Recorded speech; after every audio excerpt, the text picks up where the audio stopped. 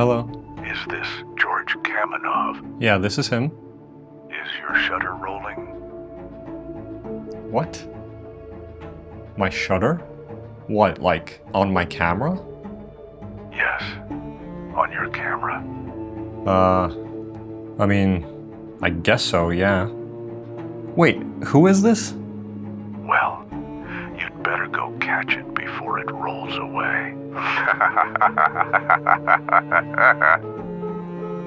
What the fuck? I really don't understand why so many people out there care so much about rolling shutter. It feels like every single time when a new camera is released, even if everything else about it is great, there's always gonna be someone going, haha, yeah, this would be the perfect camera, except it's got a rolling shutter and now it's garbage. Like seriously, that one thing is what makes you think it's garbage? And let me just be clear, I absolutely think that it's important to understand what rolling shutter is as well as what it does, but I just find it really hard to believe that most of the people out there who are super vocal about it online actually run into issues with it enough to justify how much they complain about it. And I know that there are definitely a lot of people out there who shoot the type of projects where that sort of thing is going to matter, but I'm willing to bet that most of the people complaining aren't like that. And maybe they just heard someone saying that rolling shutter is bad and now repeating it has kind of turned into like a part of their personality. But I don't know, maybe I'm wrong. So I'm genuinely interested. If you're someone who actually considers rolling shutter to be a huge issue,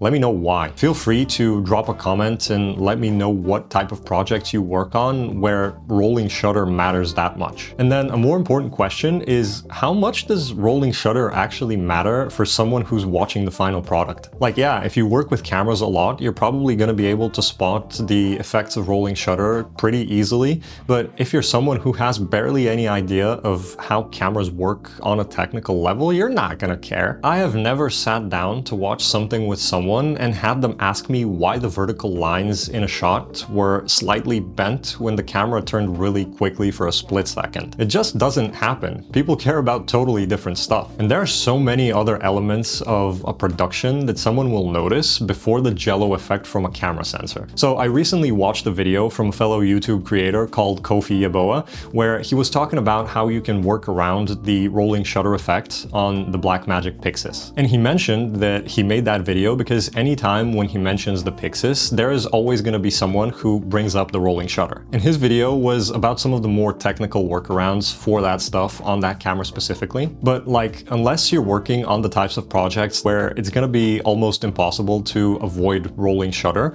there are a bunch of ways that you can work around it that aren't camera specific. For example, if you work on slower paced scenes, you focus on more controlled pans, or if you do a lot of shots that are locked off on a tripod, the effects of rolling shutter are gonna be minimal. So maybe just don't swing your camera like a lunatic for every shot, you know? And if for some reason you feel really compelled to do that, most of the editing programs nowadays have tools built in that can really help with rolling shutter repair. Also, this might be a little controversial, but I actually think that in certain situations, rolling shutter can look pretty cool. For example, if you're using it as an intentional creative choice when you're filming like a super fast-paced action scene, all of that distortion and warping can be something that you might want to go for. So in general, if you plan well for what you're going to be shooting, I don't really see how rolling shutter is going to be that big of a problem for you.